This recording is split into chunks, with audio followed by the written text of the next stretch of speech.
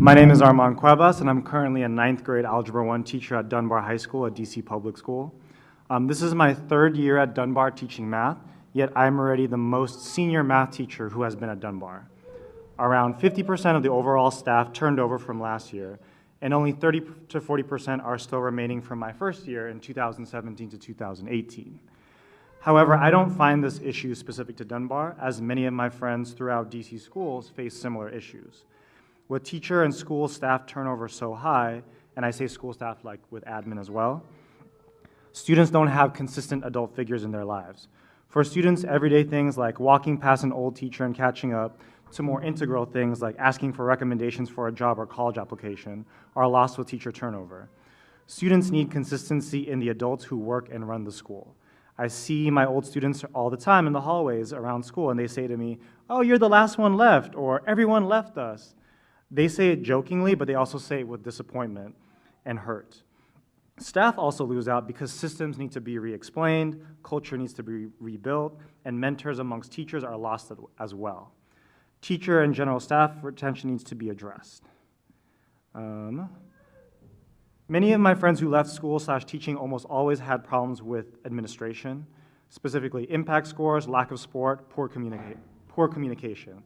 However, the demands that admin face are also high, and I believe that the systems currently in place are not adequate enough to support many of our students who have learning disabilities, unstable homes, just arrived from another country, and so on. So, as a result, teachers are left feeling unsupported or unheard by administration, and administration themselves have their hands tied because there isn't enough funding to hire more staff to make class sizes smaller, or additional special education or English language learner teachers, or the push to reduce suspensions without adequate ways to support it. As a solution, I think there needs to be more funding for schools, not for salaries, but for more staff in various aspects: general education and special education teachers, counselors, ELL teachers, and so on. I think this funding should also correlate with the highest need from the student body, not just be the sheer number of students. I also believe that teachers face so much pressure. You gotta keep up with the curriculum, move park scores, impact observation, plan 3 different classes, etc. Thus, much of that pressure needs to be lessened or needs to be removed or at least lessened. For example, reduce how much park scores affect impact and give more teacher voice and impact.